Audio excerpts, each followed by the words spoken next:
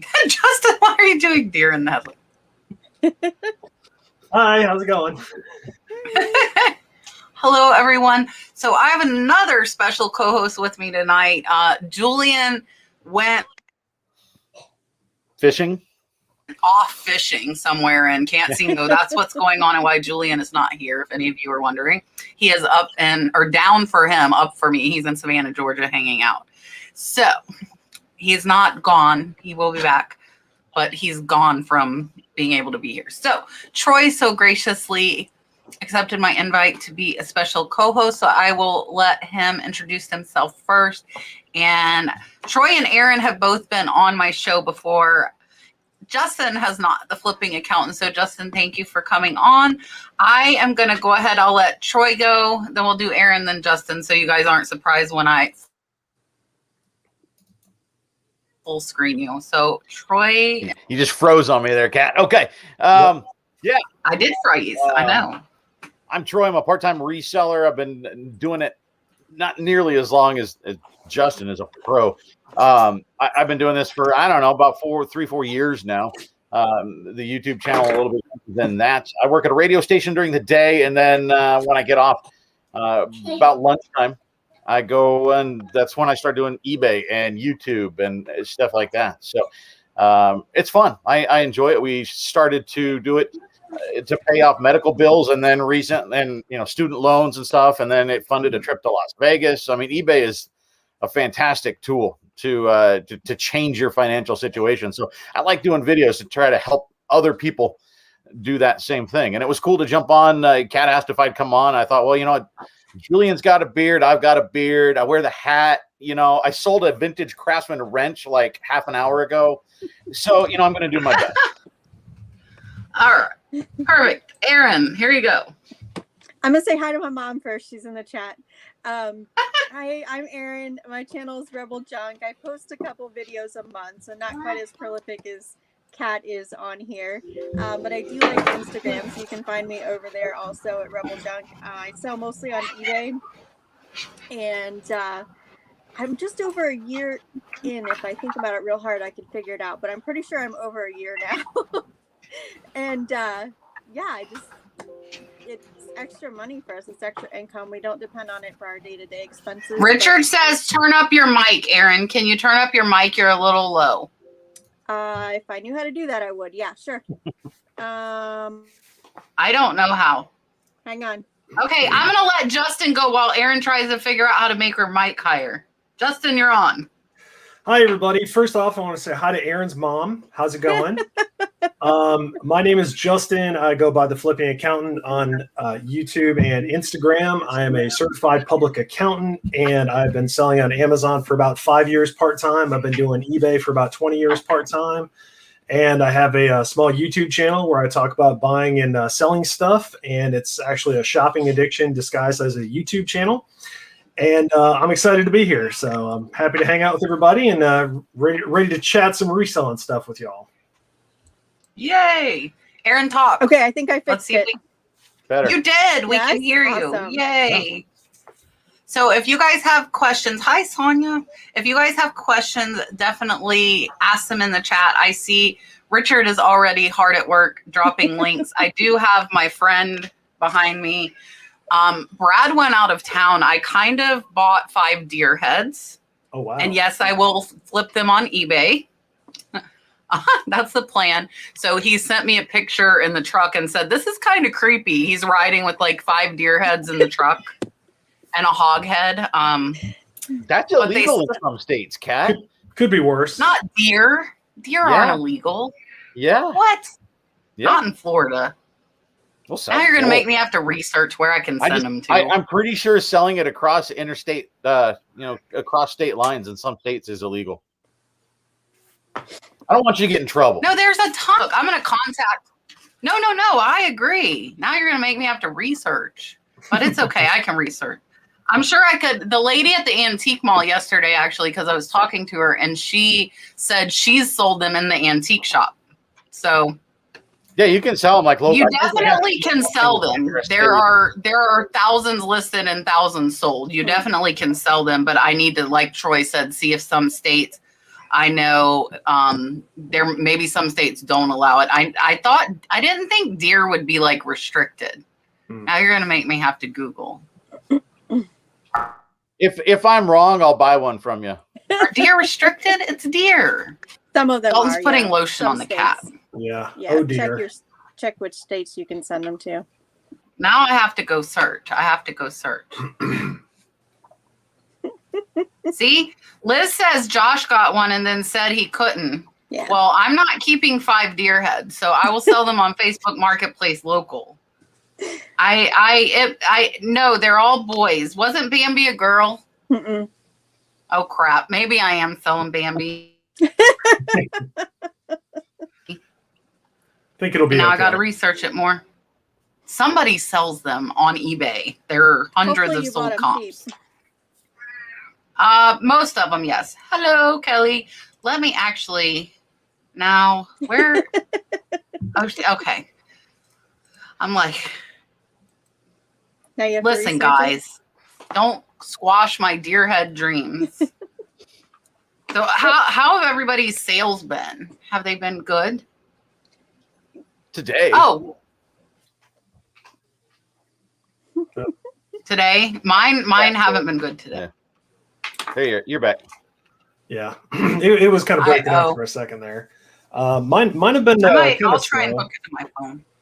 Yeah. Yours have been slow. Yeah, mine have been kind of slow on eBay, but I haven't really been listing. I've only got about like 200 listings on eBay right now. So, but my Amazon stuff's been going good. You see this? Just came through. Nice. What's it for? Hold on. Let me accept this. Can you guys see me? Because my monitor went out. Mm-hmm. Yeah, we can see you. Okay, well, I can't see you. Uh-oh. Help. Justin, are you just on Amazon or you're doing eBay too? Yeah, so I do Amazon and eBay. I've been doing eBay part-time for about 20 years. I actually started my eBay store when I was really young with my dad, and I just never really closed it or anything like that. And I got into doing Amazon a few years ago, and I've been doing it ever since. And I do both. I'm probably like 80-20, like I do 80% Amazon, 20% eBay. But I've been doing both for a while, and I enjoy both. So. If you look at my account, it says. Go ahead. I was just to say, if you look at my account, it says it was opened in 2003, but that was because I needed a red Nintendo DS something SP flip open for the kid at that point, because that's what he wanted for his birthday. Nice. And that was the only place I could find it. Nice, but it's a super old account though, right? Like it looks like it's been open for a long time. Yeah, so that's cool. Okay, watch. I got to show you guys. Everybody's got to listen when I accept this offer, because I did not get my eBay sound back, but I did change it. So everybody listen.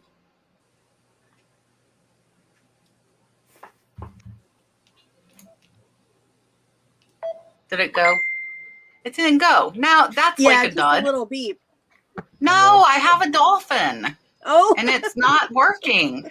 I made it. Now it's like the dolphin sound. Instead of the cha-ching on my phone, I made it dolphins talking. So now whenever I sell, so if these people decide to pay, I'm going to leave my do not disturb off. So maybe we can hear. Maybe. Okay. Why is it? Now I'm like sorely disappointed. It's been doing the dolphin sound for 2 days. It's the storm. Except for now when you want it to. Right. So Justin, I want to know, where are you at? Like, where do you live? I'm in northern Alabama. Are there a lot of Walmarts? Yeah. I'm in a pretty good area where there's like within like a half-hour driving distance. Like I can probably get to like 5 or 6 of them.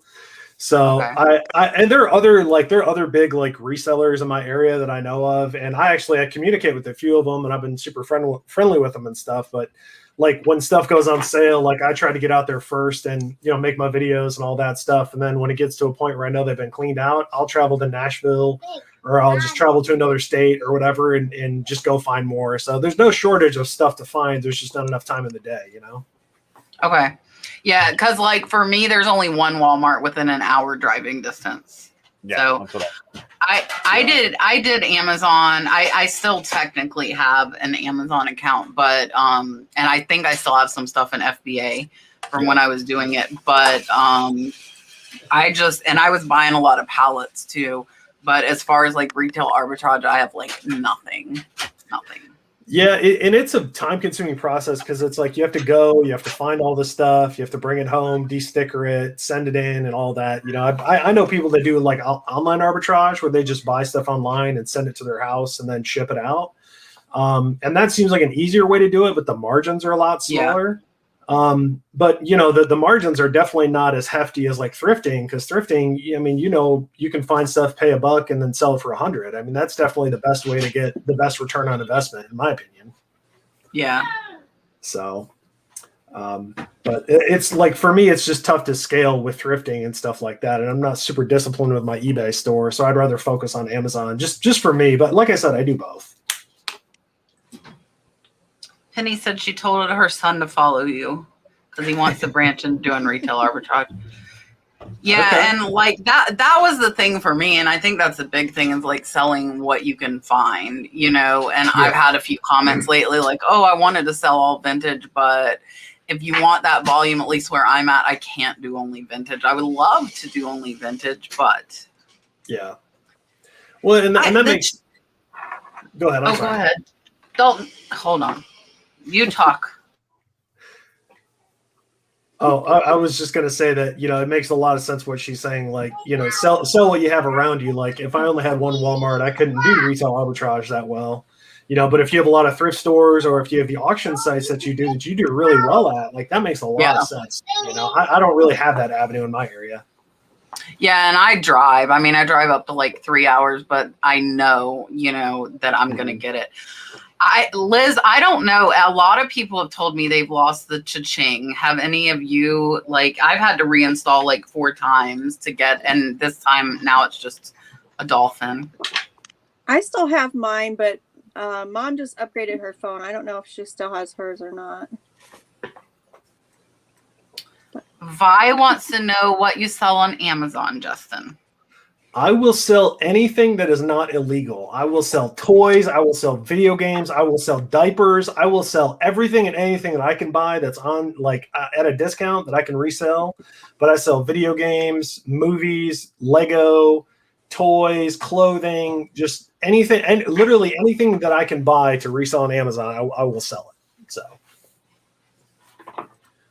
Have you done any, like, do you only do retail arbitrage, or do you do like books or anything like that from thrifts? You know, that's kind of how I started, like, and that's how I recommend most people get started with Amazon is start with books, because they're easy to find and people usually have a lot around the house. So I do a little bit of that, but it's kind of like scalability. Like, I don't have enough time to find enough good books, but I have enough Walmarts that I know I can hit 3 or 4 Walmarts and find a lot of stuff. So it's like I have a minimum profit that I try to shoot for, like any day I go sourcing, and like I'm more likely to hit it if I go retail arbitrage versus thrifting. But that's just me. Yeah, and I mean that, like I said, I think it depends on what you know and where you're at. I have a friend that's a very big Amazon seller, but he does private label. And he sells over $1 million a year. And he would teach me, and I have no interest in it. I like hunting. I like finding things, and you know. Yeah, I've done it a little, but it's just not as fun for me. Like scanning barcodes. Like, it's just not as fun. Yeah. I've had people pick on me like, "Oh yeah, you can't sell anything without a barcode," and I'm like, "Yeah, I can. I can put a few things on eBay, but not a ton, though. It's just easier for me, I guess." But you know, if you have the ability to see unique stuff at a thrift store, I mean, you can make a ton of money that way too. Like, it's funny because I do retail arbitrage, but I watch thrifting videos. So yeah. Well, it's fixing to be super busy for you. I mean, fourth quarter. Oh yeah, we're Q4. So many. I mean, it's busy anyway, but. Yeah, I think there's going to be so much in supply disruption that people are going to turn very quickly to Amazon, because there's going to be nothing on the shelf in Walmart or Target. Yeah. Yeah, there's been some news articles warning about that there's going to be like a toy shortage, like come Christmas and November and stuff like that, because the shipping containers are getting delayed and there's production delays and all that stuff. But people are still going to want to have toys under the tree, so there's definitely going to be opportunity there. In my at my radio station group, we've done a thing the last couple of years where it's like it's called Read to Ride. So basically, kids read books during the summer. They read for a half hour and they get an entry to win a bike. And Nice. and so we do it for like we give away like more than 100 bikes. It's a ton of bikes. We ordered our bikes last August and they barely got here just a couple of weeks ago in order for us to do it. It took almost a year to get those bikes. And like the bike shop owner is like, yeah, I can't get them. Like some of the smaller bikes he got, but any of the mid-sized to adult bikes, like they can't get them. Yeah, I'm not surprised. So it'll definitely be an interesting Q4. But I think there's opportunity for everybody too. Like for eBay, if you got to have all your stuff listed, and people buy stuff from eBay too. Like I sell stuff there, not every day, but pretty consistently. I'm just more consistent with Amazon, but that's just me. And now, are you doing all FBA? Yeah, about 90% FBA, and I'll do a quick, give everybody kind of a quick overview if they don't know what that means. Like, there's two ways to sell on Amazon. There's merchant fulfilled, and that's basically like what you would do for eBay, right? Like you list the product, and when the product sells, you ship it directly to the customer. FBA means like you take a whole bunch of stuff that you list and you send it to Amazon's warehouse, and then they ship it directly to the customer when it sells. So that's why I like doing it, because I would rather ship in one box with 50 items versus 50 boxes with one item. No. And that's just how I like to do it. So are there any thoughts on if new toys are in short order, that do you think used toys are then going to start picking up? Because, I mean, that's what I have in my store. Everything that I have is vintage or used. Very, very rarely I'll have something new in box, but not very often. Is there any thoughts, just in the market that people will switch to that they'll just buy whatever they can get a hold of? I definitely think that's what we're going to come into. It's like if there really is like a toy shortage, like he's talking about, like with the bikes, it took so long, if people want to get like the new whatever and they can't find it in the store, they're going to turn to wherever they can find something or find something similar. Mm-hmm. So, if you've got used toys or vintage toys or stuff like that, like I think it's going to be an excellent opportunity for everybody that sells online this like coming Christmas and holidays and stuff like that. So, yeah. DMV Thrifty Nurse said, I want to change the name of my store. Is that a bad idea? I've been selling less than 6 months and 3,500 in sales. Do you have any warnings or recommendations? And we can go ahead and answer in that, like my little order we said. So Justin, you'll go first. Then Erin. Okay. So I'm assuming that they're talking about selling on eBay. And personally, yes. I don't see anything wrong with changing your name on eBay. Like, if people are like if they have your store saved, then they're going to see the name change. That's not going to make a difference to them anyways. So personally, I don't really think there's an issue with changing the name. So. No, I don't see an issue with it either. I mean, if you have it listed anywhere, make sure you update, if it's underneath of your Instagram name, if you're on, any social media where you've got your current store name listed, just make sure you update the link if it changes with a change. Mm-hmm. I don't see any problem with changing a store name unless that's what people are looking for, which typically on eBay, they're looking for a product and not a store name. Yeah, I agree. Like on eBay, I think people generally, they're getting on there looking for a specific item or a type of item. Right. Unless you, like Erin, you carry you're all the vintage type stuff. So you're going to pick up some people that follow your store because that's what they like. Me, I'm like eBay, Walmart. Like I have everything. So I do have people that follow my store. Right. But probably just because they're like, oh, that guy finds interesting stuff, whatever niche it's in, because I find stuff in every niche. So I don't see a problem with changing the name of your store at all. And I would agree with everybody. I don't think I don't know how many people really use stores to shop. And maybe, did you hear the dolphin? I thought that was dolphin. They paid the $100. Okay. So I don't think that people, like Troy was saying, like they're really looking in that store. I on like Poshmark and Mercari sometimes to bundle stuff to save will occasionally look, and on eBay I have a few times, but I didn't look at the store name. I just like went to sellers' other items and looked in their store. So I don't think that store name would be that big of a issue. Yeah. I think this is to Justin, and I think they're calling Justin Josh because we were just talking about Josh Harry Tornado. Okay. Marcia said she saw some Chromebooks at 78% off. None of them had them, even though it says it did. Does that happen much? She cannot sell Legos yet. Yeah. So unfortunately, the website inventory and the store inventory is only as good as like the employees actually putting in the data. So like when Walmart gets stuff in, they have a person that scans everything and says, okay, we have 10 Chromebooks, this is what we have to sell. But if somebody, is lazy when they scan it and they only put 5 or whatever, when you go in the store, it might say, oh, we have some in stock. We don't have some in stock. So yes, the short answer is yes. I find problems with inventory all the time. And there's a lot of reasons for that. Like the inventory system isn't 100%. They might have stuff in the back, like they might keep stuff in another area. They just don't keep it out front for the customers. And then some employees aren't willing. Bye, Kat. Thanks for letting us take over. Some people aren't willing to like go get that stuff for you. And then some employees just hide stuff. So that unfortunately, like that's the sad truth with that stuff. Well, and that's why sometimes you'll find something that's like, wait, this was like last year's release, and it's all covered in dust. And it's because it was in some corner in the back somewhere, and somebody found it. Went, I don't know, put it on the shelf. And sometimes that helps you because it's been ticking down in price in the system for the last year, with nobody having a chance to buy it, and you could get it for stupid cheap because the computer is trying to discount it, right, to get it out of the store when nobody even knew it was there. Right. I ran into a problem, and this is somewhat unique, but maybe not. It's still along the lines of inventory. When I go on to Joann Fabrics to order something, it will tell me what's in my local store.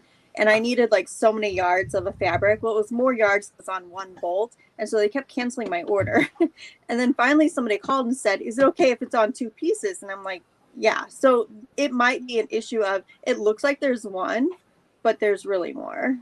Mm-hmm. Yeah.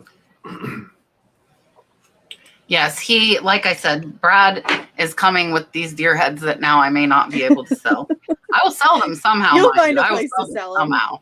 You just might not sell them on eBay, but you'll sell them some way, shape, or form. They will not live in my shed forever. I think they could decorate your wall. What do you think? Like a whole bunch of them? I told Brad there are 5 of them. So I think we could I'm looking at the loft. I think we could put them along the loft and have. And mind you, I'm not a hunter, so this is not something that I would normally. Or you could have a different one, every week or something, and decorate it, stuff like that. A different head behind me. Yeah. Oh, that would. I know. I think I have to agree with Brad. I think that would be a little bit creepy. Richard, stop saying Bambi. There's a hog and ducks too. I'll take one from you. If you can't sell it, I'll take one from you. I've got my mountain lion head up over here. I'll put it right next to the mountain lion. See, mountain lion, I feel like would not be okay. But it says, oh, there are different states. Okay, here we go. So Delaware, none can go. Florida, you can sell anything legally hunted. So there's your deer. Georgia, you cannot sell anything unless it's a deer. Where are you seeing all this at? I am on estatesales.org guide to selling taxidermy. Yes, there is such a site. So I guess I can go through that and see which ones allow deer and put that I cannot ship to XXX states. Can you exclude certain states on listings, or do you have to just say in your listing you won't sell there, and if somebody is from that state, then you have to say, sorry, I'm canceling? Can you I think I'd have to cancel and say problem with address because it'd be illegal to send there. That makes sense. Yeah. See, most says there are too many deer. Yeah, I don't know if I'd want to do that just because of the you wouldn't want to take a hit to your metrics, I guess. I think you I can think if you exclude put states. problem with address, it wouldn't hit your metrics. As Okay. long as you list in your listings, I won't ship to. Yeah. Yeah. Liz, I do not know, but I do know that there, like I said, there are hundreds listed and hundreds sold. So now I'm going to just have to go down this state by state because I have 5 of them, which is the potential of quite like well over $1,000 of profit. So I will go through state by state and see which one says I can't send a deer there.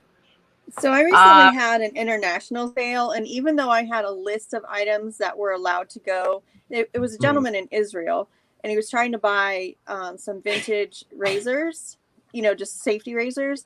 Okay. And there was nothing restricting that sale. But when I shipped them the international standard rate and they got to Kentucky, they sent it straight back to me and said I couldn't sell it.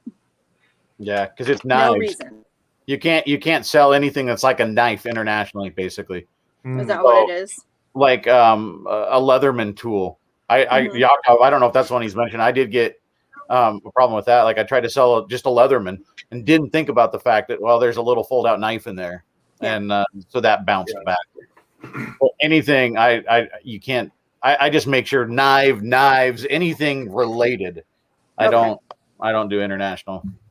Yeah, I mean, I looked at the list that eBay posts, for what you can ship where based on USPS, and that one didn't have any restrictions specifically for knives or weapons or anything like that.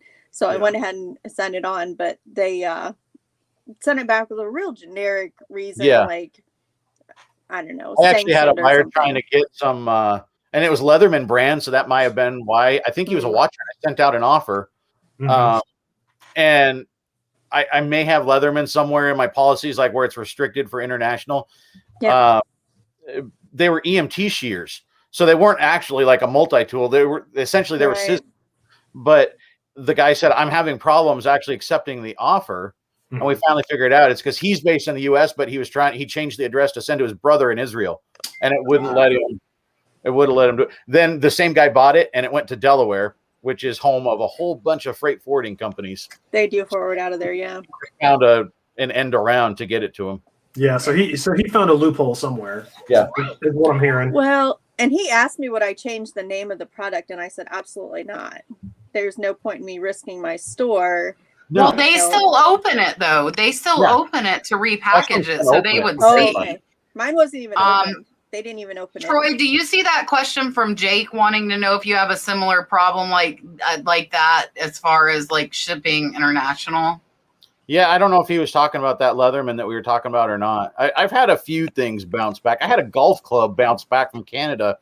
They said the package was too large, which is so weird. The buyer was like, "Yeah, I order golf clubs all the time. I don't know." I mean, he's super cool about it. Yeah. And eBay refunded him, and we were fine.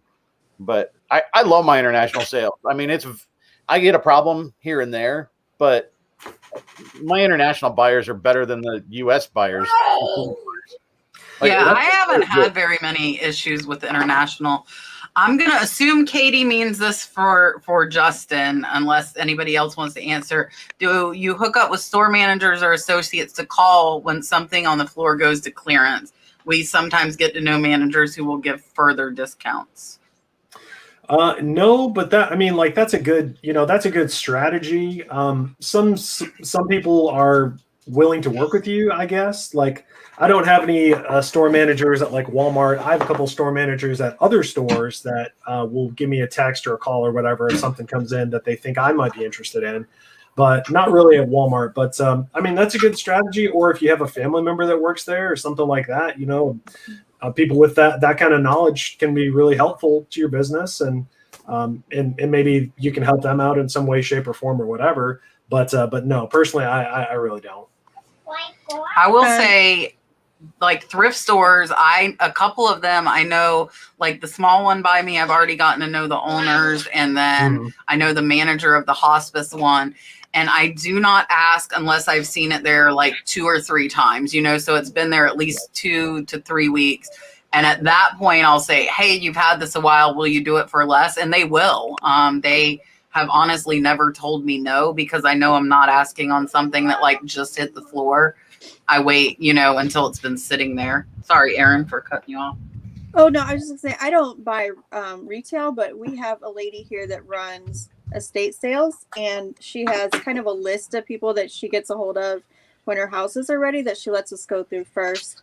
I feel like I'm fairly close to the top of that list because there's usually pretty much a lot of decent stuff and no open spaces on the shelves when I get there. But a lot of times there's just 4 or 5 of us shopping at a time. Sometimes it's just me and my mom, which is really awesome. So every time that she texts me, I don't turn her down. Even if I don't need inventory, I'm always afraid the first time I say no that I'm not that call again. So I always go, yeah.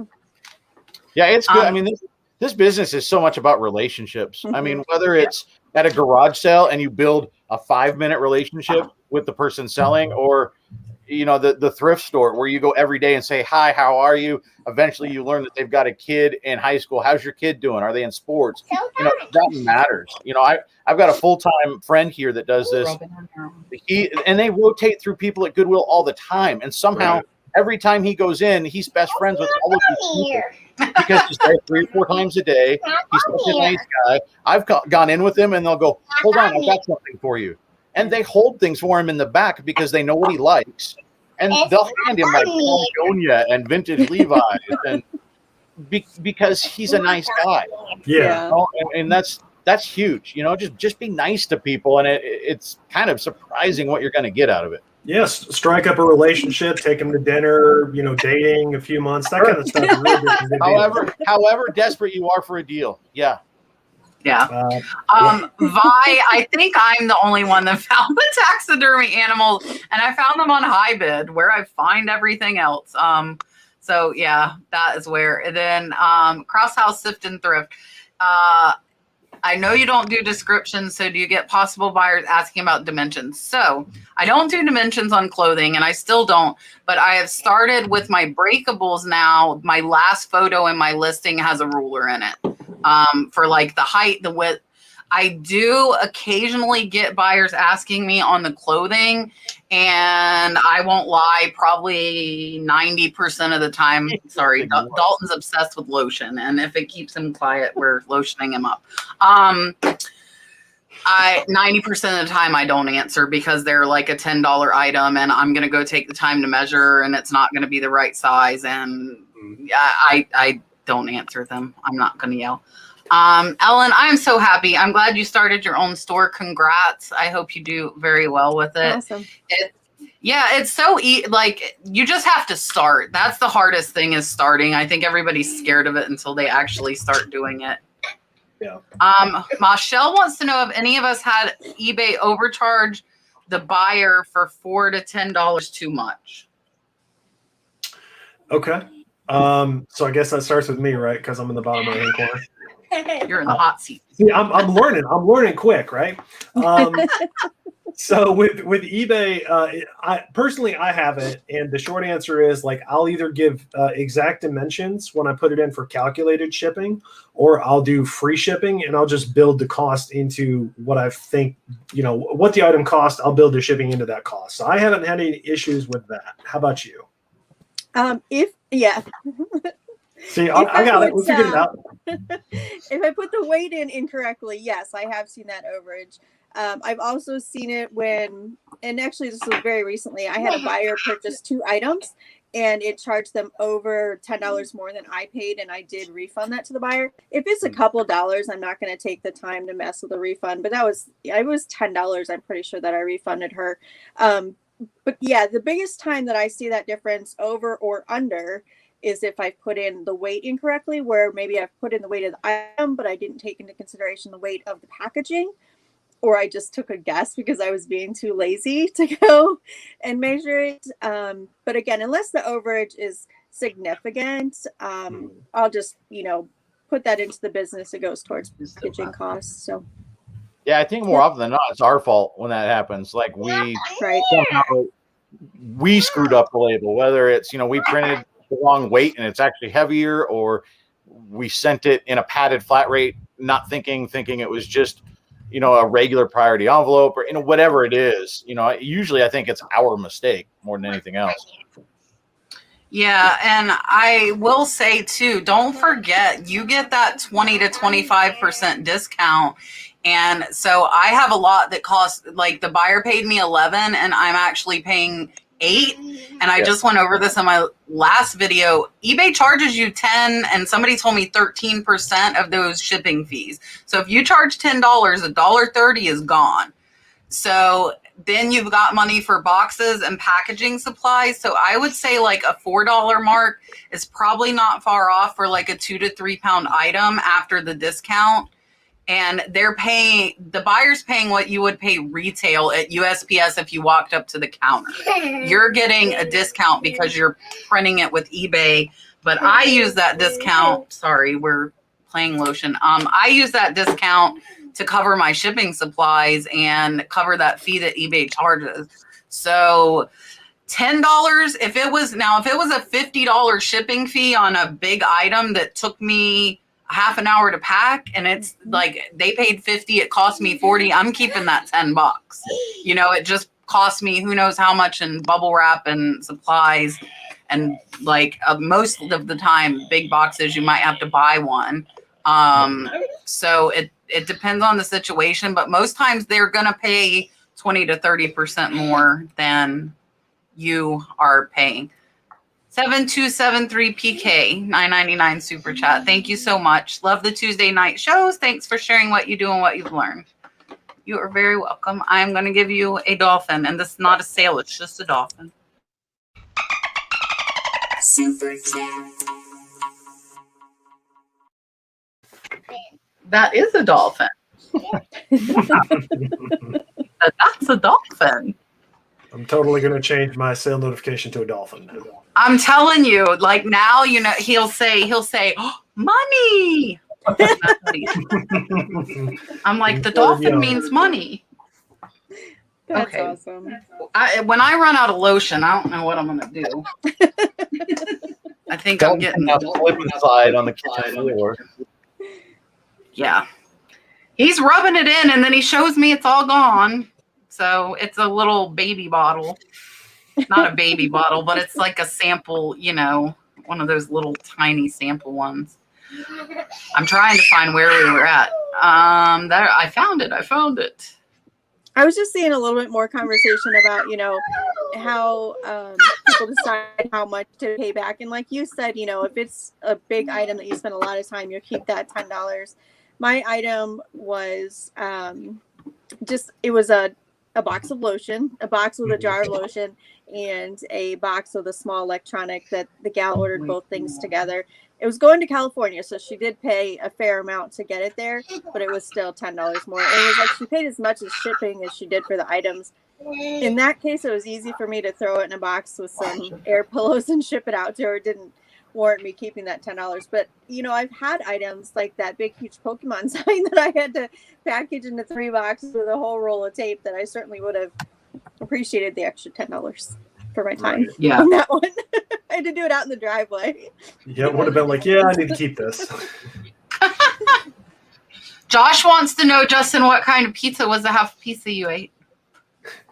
Yeah, so I do silly little updates on my Instagram sometimes yesterday, and I posted that I was in the park walking, and I said, I'm walking 2 miles because I just ate half a pizza. Like life is about balance, So it was a DiGiorno stuffed crust pizza, and I have 0 regrets. Just put it out there. Absolutely. That's the good stuff. Lynette wants to know where is the option for global shipping? She can only find eBay International. It's in the same spot as the eBay International. Probably one line up.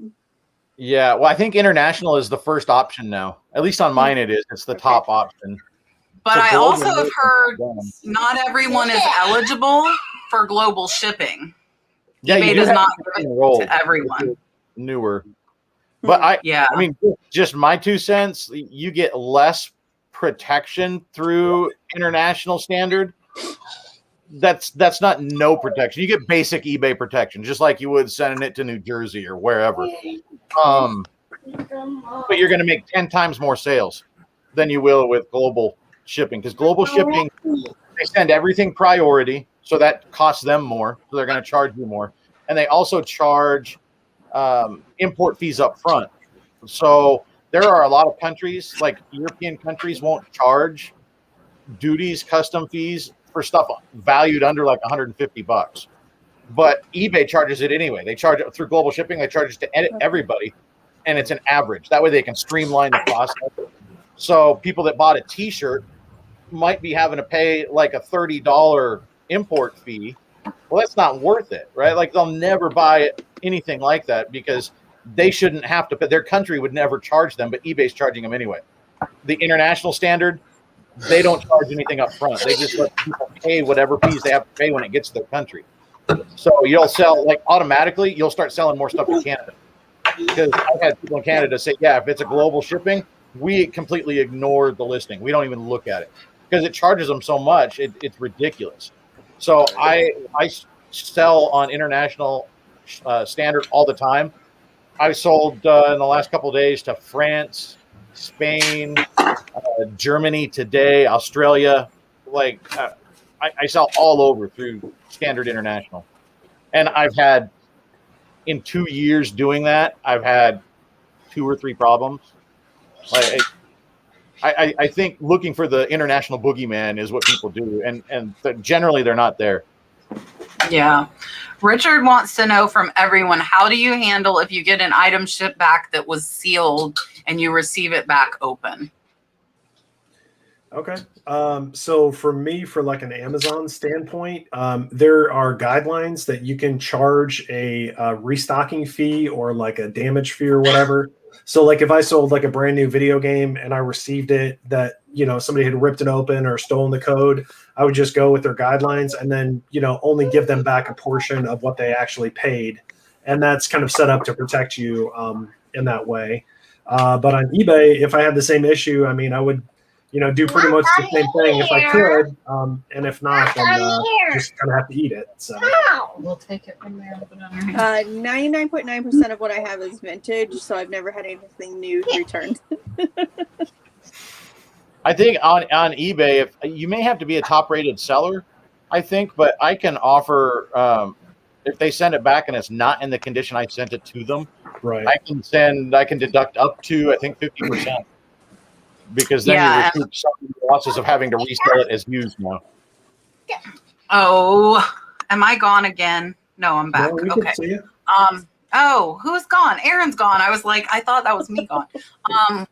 Sorry, I'll be right So back. yeah, I deduct the 50% is what I do if that's the value. So if you have something brand new with the tags, you send it out and then used, it's not going to be worth it.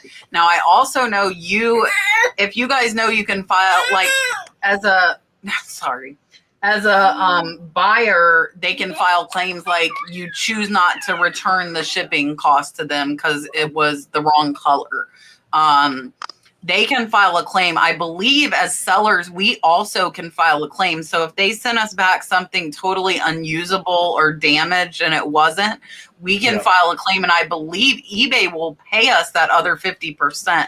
And I think that started like about a year ago. I haven't had a need to use that, but I believe that is an option that's there. I think it is for the top rated sellers with the 30-day free returns. I think that's a perk of that. Yeah. Carlene, Ham's Bear holding a Ham's beer. Hasn't been used. One sold for $1.99 a few months ago. If there are no more listed, I would list it at $2.99.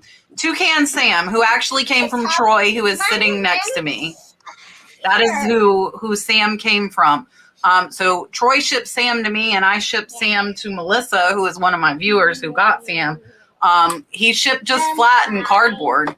As long as he'll fold and fold over, like Sam had his like stand up like this triangle thing. It folded flat and then he folded in half, and I just sandwiched him in cardboard. And I think, Troy, that's how you sent him to me too, right? Yeah. Richard has one too. I've seen him on Richard sent me Betty Boop. Yeah, I have Betty Boop still. Betty Boop survived the shed move. And that's how I sent the Pokemon stand up too, was in I mean, the cardboard box was probably about, this wide, but it was as wide as the stand, but it was a very narrow, flat box. Lucinda wants to know, do you? Oh, sorry, Troy. No, I was thinking out loud. I've got 2 stand-ups I need to list, and I haven't, just because I get these big things, and then when I get home with the big thing, I don't want to deal with the big thing, and so it just sits in file. I've got, what is it? I've got Han and Chewie both from Star Wars that I need to list, and those will sell fast. Yeah. I don't know what part of Facebook's algorithm picked up on my location or whatever, but it keeps showing me ads that like your family needs a cardboard cutout of you. Like you need to send it, and I'm like, this is not happening. You need to stop. That's funny. Lucinda wants to know, do you pay for pirate ship? How much cheaper is it with eBay fees? I'll let everybody answer dependent on their experience with pirate ship. Sure. So I use pirate ship for my eBay shipping, and it's usually pretty good for me. Like I get a little bit of a discount sometimes compared to what I charge on eBay if I do like the actual shipping, or if they're free shipping, then it's fine because it's just cheap. But I haven't really had any issues with pirate shipping before, and I think it's free on a monthly basis, and they just charge you like what it costs. So yeah, I would recommend it. So I have used. I don't know what the difference between the eBay label and the pirate ship label is, but I've only used pirate ship when I can't get an eBay label. So if I've sold it to an individual, or if, when I was selling on Mercari, I preferred to use pirate ship. It was just easier for me than Mercari shipping. So I have used it, and I think it is it's a much lower price than going into the counter at USPS. That's for sure. No, you already get them. CVUs. Yeah, I mean, you're pretty much going to get the discount that you get through eBay. I mean, for most stuff, the price is going to be the same or within a margin of error, 25 cents or 50 cents, whatever it is. Pirate ship is based on the size of the package versus the weight, right? So I actually had an instant. I had it was almost 7 pound. It was like an outdoor deal to run power through for your outdoor lights. It weighed almost 7 pounds, but it was like this big. It was just a brick. It was really heavy. And so I looked at it. It sold. I went to charge because I sold it free shipping. Went to sell, print the label on eBay. It was $26 and something. Went over to pirate ship and it was $16. So because it was small and a square, it was like an 8x6 by 6 box, 8x6 by 4, I think, and it was $10 cheaper. So if it's if it's small and heavy, you're going to get a better deal on pirate ship. Otherwise, it's going to be about the same. Yeah, Troy said it exactly right. Sometimes eBay is cheaper. I have ran across that with pirate ship with stuff. I'm like, this is too much. And I check and eBay's cheaper. But if it's small and heavy, pirate ship is going to be cheaper, and it is free to use. Krause House Sift and Thrift. Justin, I know you sell on Amazon. Do you have any complaints about selling on that platform? Sure, absolutely. I mean, it's not all sunshine and rainbows. I mean, every selling platform has their drawbacks or their downfalls or whatever. Amazon's biggest problems is that they'll do anything to keep the customer happy, right? So that sucks for me as the seller because I'm putting all of my stock into their warehouse, and then it leaves it up to Amazon to keep the customer happy. So like they'll give refunds for any number of reasons. They'll give refunds if the item was delivered late. They'll give refunds if the item, according to them, wasn't as described when it's a brand new item. Stuff like that. And people lie saying they didn't receive their packages. So part of that is like Amazon controls the return process. So that kind of sucks. Also, they change their rules all the time. Like they come up with new rules almost on a daily basis. Like today, Amazon came out and said any sellers that sell over a certain volume have to have insurance on all of their inventory, and they have to list Amazon as a beneficiary on this policy. So basically, like Amazon is trying to cover themselves if let's say you bought a hoverboard off Amazon and it caught on fire and burned the person's house down or whatever. Now Amazon is saying like you have to have insurance to protect that against, like protect that from happening, stuff like that. So they come up with rules all the time. They change rules all the time. So yes, there are definitely detriments and downfalls to selling on Amazon. But for me personally, the positives outweigh the negatives. Richard says he would like a dolphin. So Richard, here is your dolphin. Super chat. Yes, that's the dolphin again. Dalton finds it so funny. Does anyone use bubble wrap for golf clubs? If any of you, I know well, Troy, you do too. So let's go in our circle. If you sell golf clubs, do you use bubble wrap? No, but that is a niche that I really want to learn how to sell is golf clubs. I don't know the brands and stuff like that. So if anyone here can teach me about golf clubs, I would be very grateful. I've never bought or sold a golf club. I've looked at them. Golf club? I've looked at them, but that's it. I mean, I put bubble wrap on dang near anything. Like I will, even if it doesn't need it, one wrap of bubble wrap. And I think when the person gets it, they're like, oh, look, they wrapped my thing. Like I get a lot of feedback about how well packaged it was. All it takes is 2 cents of bubble wrap. Plus it works as like filler, so it doesn't move around in the box, and it's pretty cheap. I will wrap. They fit very well in those tubes, in the USPS priority tubes. So I will I'll shove a little bubble wrap or paper or whatever in the bottom, just a small amount so it's not sitting flush on the box, and then bubble wrap around the head. I usually around the grip too, just to protect the grip, and then a little bit around the head so that it's protected and it doesn't bounce around. And there you go. I mean, it's super easy to ship most golf clubs. Now I feel like I'm not using enough bubble wrap. Said me never, but I only wrap the head of the golf club in bubble wrap, and then I put paper around the shaft and where the grip is. They're not hard. Most of them do take Frankenboxing. You got to cut a little bit more of another tube for that length, unless it's like putters and stuff. But yeah, so I see a couple of other super chats. Let me grab them. Whoa, I didn't know when I got so behind. Michael is giving $5 for Dalton. Nice. Dalton, ready? Super chat. He's high. Look at him being shy. I tried to get his reaction and he didn't let me. Thank you, Michael. I saw one. Now you guys, I see him coming. Look, everyone wants Dalton to send them the dolphin. You want another dolphin? Here, watch. Do you want another dolphin? Okay, here we go. Ready, set. Super chat. Was that a dolphin? Yeah. He really it's so funny. We want other dolphin. Well, there is one other dolphin. You're in luck, my friend. There's one other dolphin. Lucinda says she couldn't do it with, and that is very, very true. This community is amazing. The support is great. I am going to give Lucinda her dolphin. Super chat.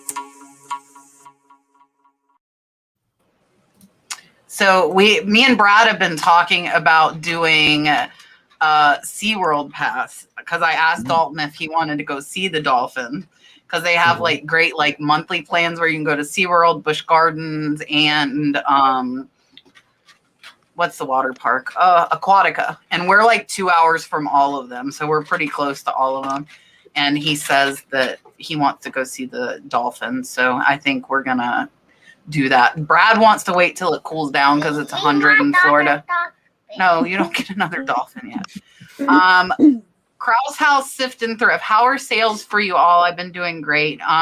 You're welcome for telling you to promote it 5%. I'm glad it's helping. Oh, starting with me. I'll get used to this one of these times. Sales for me are kind of slow on eBay just because I only have about 200 listings and I don't really put a lot of energy into it. My Amazon sales are picking up because I've been sending more stuff into Amazon's warehouse, getting ready for Q4. Like this past weekend, I stayed home and I sent in 200 toys and Legos and action figures and stuff. So my sales will really be picking up soon.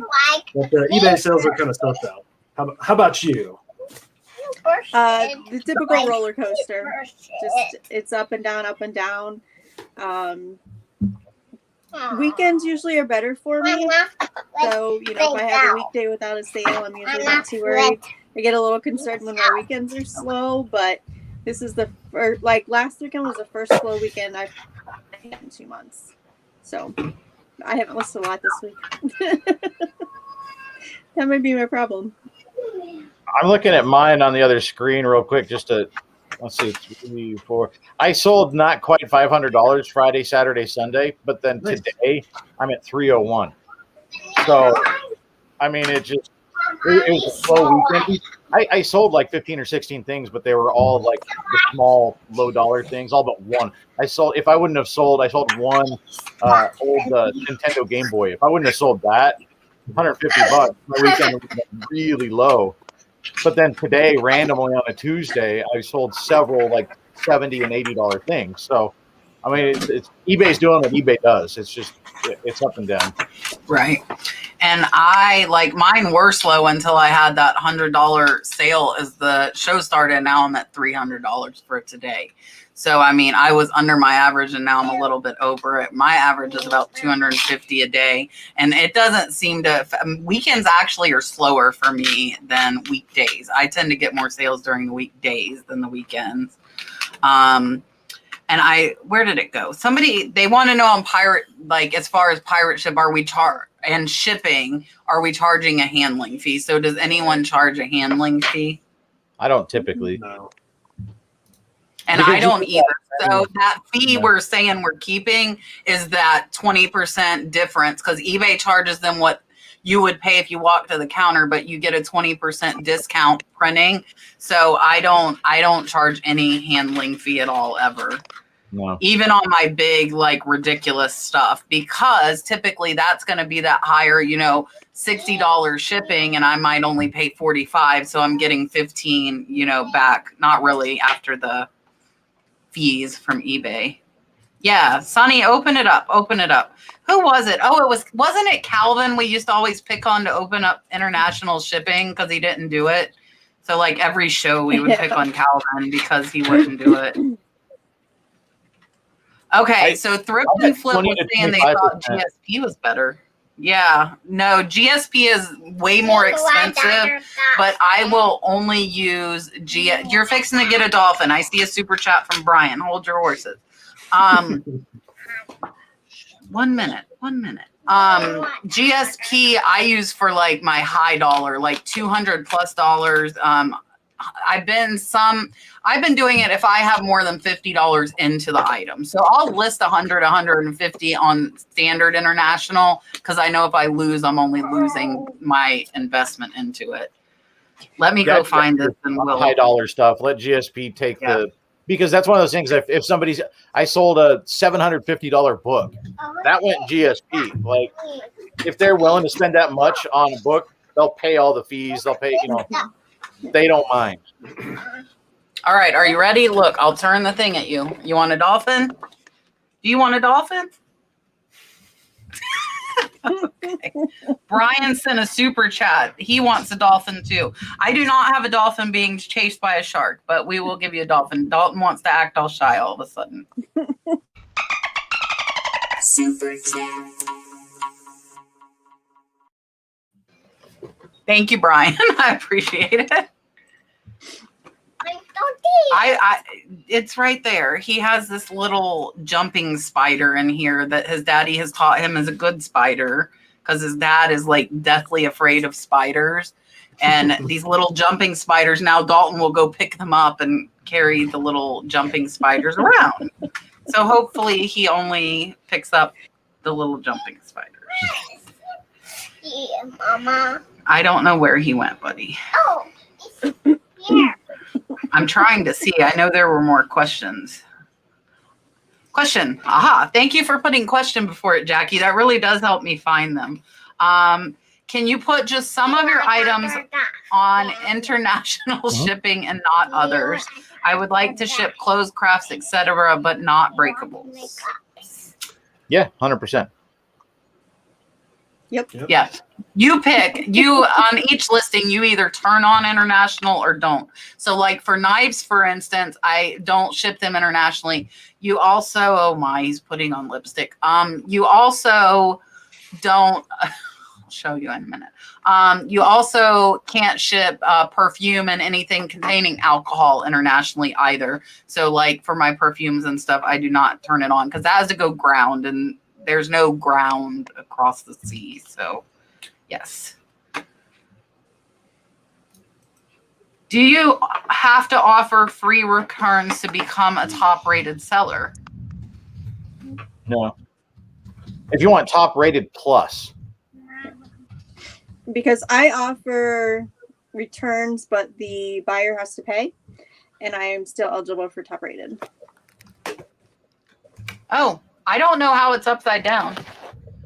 Whoa. You're not upside okay, down. now we're there's his there you go.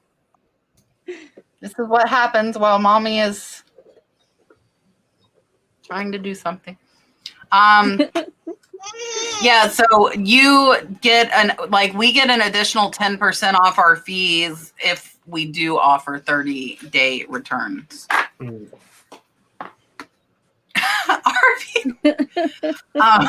Question. I had a woman buy a pair of shoes with the size clearly marked, but she said they didn't fit because she gained weight, and eBay gave her a refund.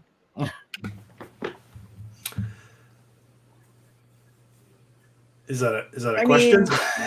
I mean, can- eBay's gonna side with them. I mean, they're gonna.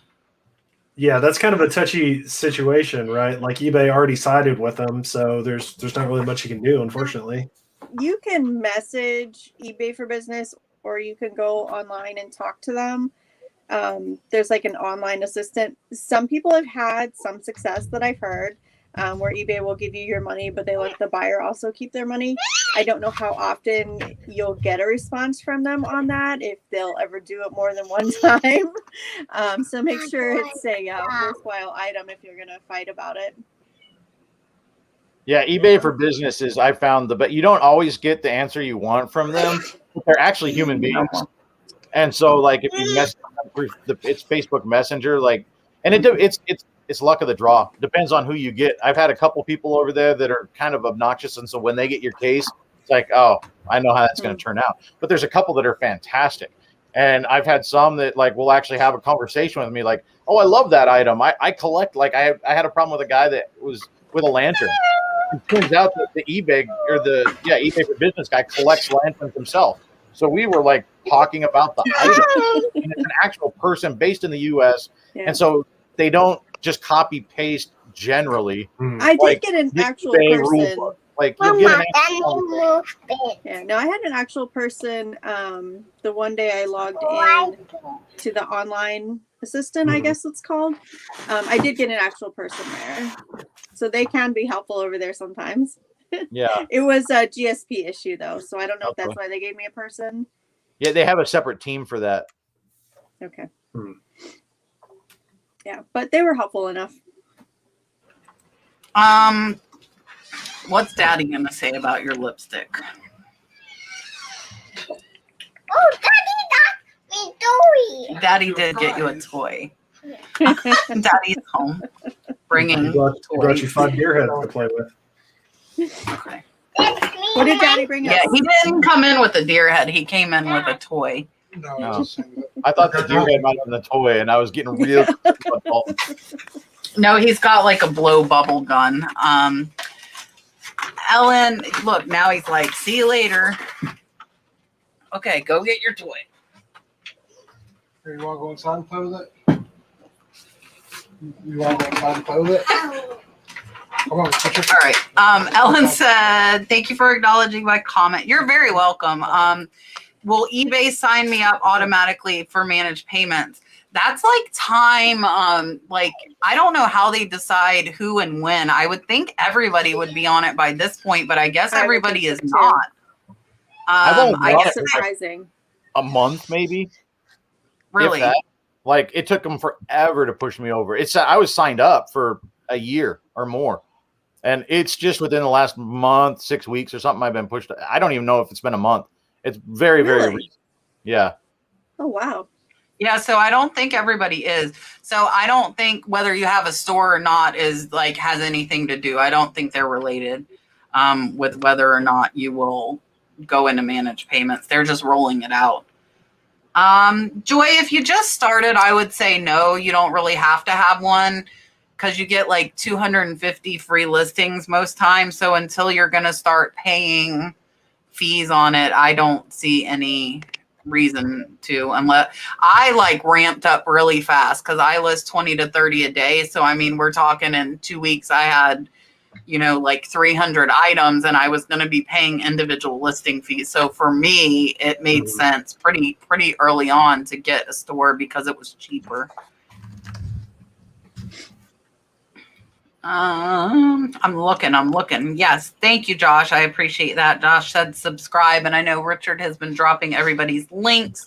And if you guys need bubble wrap, I saw Richard dropping the bubble wrap link too.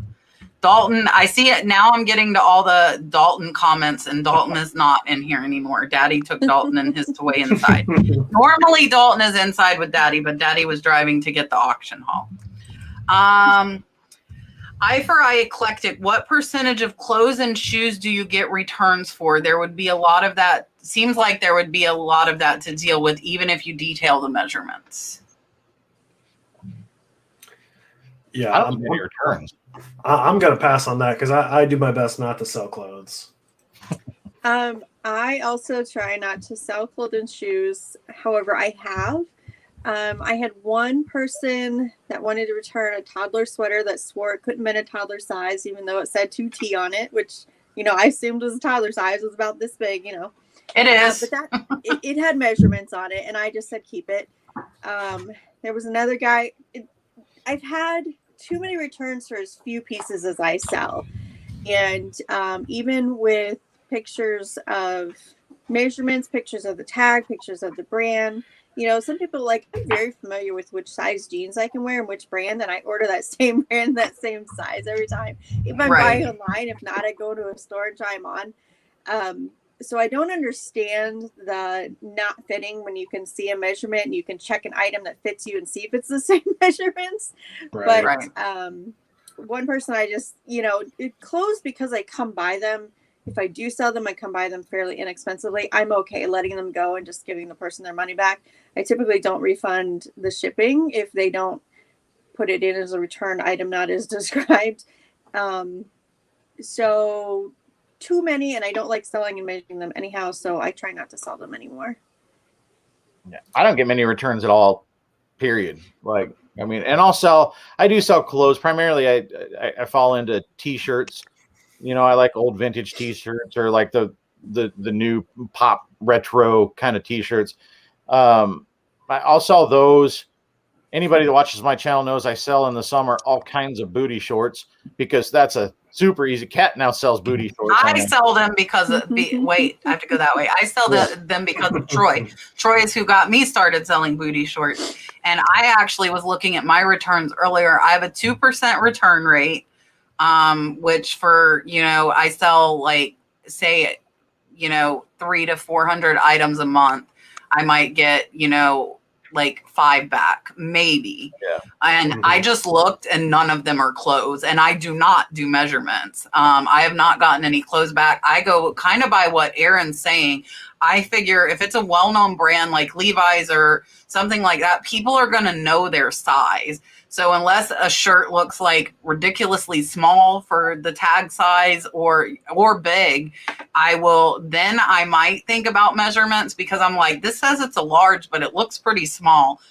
And vintage clothes run smaller, and I figure people know them, and I do not measure those, because I'm like, okay, a large in 1980 is not a large in 2021. But I do not get clothes. I have an open return for shoes right now because they said they didn't fit. Again, do you not know the size of your shoes? Which is what she's saying.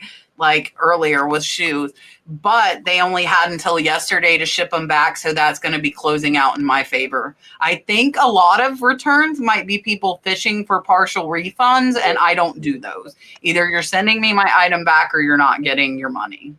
And I think they fish. And then I have a lot that close in my favor with no refund to the buyer because they never shipped it. So PK Demas, eBay gives a shipping discount and then charges you on the back end of it. Yes. So I don't know how long everybody else has been on eBay. I know Justin said 20 plus years. I will tell you the story of why eBay does this. And I lived through this because I was on eBay in the 90s. So what people started doing, because eBay didn't charge on shipping, is they would sell $100 items, $200 items for 99 cents, and then they would charge $199 in shipping, and they would only pay fees on 99 cents. So the people that were trying to scam eBay's system basically ruined it for everyone, and now eBay charges a % on shipping because people were basically trying to negate eBay's fees, charge 99 cents and then ridiculous shipping. So that is why. And I mean, it makes sense. Susie, Florida. I started listing yesterday for the first time jewelry. So it sounds like you don't have first class. That's not, because first class 4 ounce would only be about $4, $3.85 to $4.20. So I think you need to make sure you're choosing first class, not priority. And eBay does like to default to priority, I will tell you. So you have to go in and change it to first class. But make sure you're changing your weight down to like 4 ounces or whatever. Almost every jewelry piece I have sold has been 4 ounces. And yes, Julian can teach about golf clubs. Oh, go ahead, Erin. I was just going to say, make sure your weight is under a pound to get that first class shipping option, because sometimes they take the option away if you list it over a pound.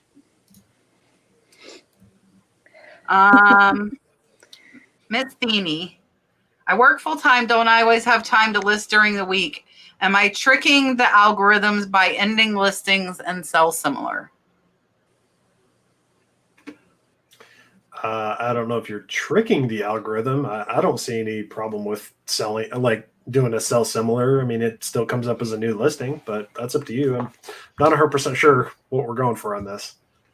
Well, I mean, if you're doing that, you're showing some activity in your store, even though it's not a listing per se, that's a new listing, but I don't know what all feeds the algorithm. And so, I mean, really all you can say about that is you're showing activity in your store. So hopefully that's a positive. Yeah. I mean, it is a new listing, right? Like, I mean, so in that sense, you listed something new. You do lose if you had any watchers on it. Those are gone. Yeah. So you don't want to do it on something that people are looking at necessarily. But, I got a full-time job too, and so sometimes what I'll do is I'll find the easy to list low dollar stuff. Sometimes I buy things knowing that it's going to make me like $2, but I don't buy it because it's going to make me money. I buy it because it's going to take me 2 minutes to list it. And so that basically I'm buying activity in my store, and so you can't run a business that way. But if you sprinkle those in, that's something that I use to sort of keep the store active, is listing those small things. Or you can create drafts on the weekend and just have all those drafts ready. And each day you go in and you publish a couple. That's what I was going to say too. Yeah. I'm not a fan, but I don't do the end and sell similar. I would rather so I take pictures. Like I have pictures in my phone now, and I'll probably take, like 20 pictures after we get off here. So during the week, if I work tomorrow, even if it's busy the whole day, when I get home and sit on the couch to relax, I can at least pop up 3 listings from photos that are already on my phone. I don't have to even come out to the shed to do it. So you might be tricking the algorithm because you're having more activity, but I don't know that it's time well spent necessarily. I would rather, like Troy said, keep some pictures in your phone, Beanie. She's also got twin grandbabies that she takes care of that keep her busy too. Beanie, I met, I bought her garage sale stuff out, and then told her how much it was worth after I paid her and took it. And she now watches the channel and has gotten more into reselling. You can Lynette activity in the store, right? So yeah, Right. listing new things helps, but I get in and like I'll leave feedback. You know, that's activity in your store. You can lower prices by like a penny too. You can go, I lower and raise my price by 1% sometimes if I've been like busy doing whatever and can't do anything. Lynette wants to know, is it worth offering free returns just to be a top rated seller? I think we already answered that. No, I don't think so. Not specifically. Okay. Like she's asking, do you think it's worth it to offer the free returns to be the top rated plus? Okay. Well, don't you get like an extra 10% discount or something if you do get it? a discount. So then you just have to weigh, you know, whether the free returns versus the 10% discount is worth it to you and the volume that you're doing. Right. So. Right. So I will say yes. I just looked and my eBay fees for this month are $1,594. So I have saved $154 by offering free returns, of which I've gotten 5 in the month that don't even equal that. So for me, yes, like it saves me money because I do such volume. I don't do enough volume, and I'm aggravated when people want to return things, so it's not worth it for me. So do you do returns but not free, or you don't do them? No, I have buyer paid returns. Okay. I tend to do obviously if they returns send on an first item class. notice. Sorry, Erin, I Do interrupted. dolphins wear lotions? And can we talk about Troy's hat? I just got to that. No, I was just gonna say that. Sorry, I got distracted. But you guys put the comments there. I was gonna see them eventually.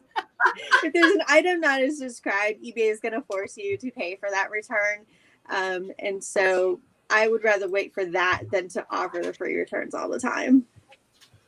Yeah, I do it on first class stuff. Just because it's, I mean, I know it's not going to be very much like if it's a heavier or more expensive item, you know, whatever. But and I sell a lot of first class stuff. So I think it looks good when somebody gets on and sees that you have free returns because it just shows confidence in your listing. Like you don't like it, okay, send it back. You know, I think it, you know, in a market when you're trying to compete with thousands of other people, you know, I'm like, let's take the edge. Like that guy has the same thing at the same quality for the same price, but I have free returns. The free returns guy is going to get it.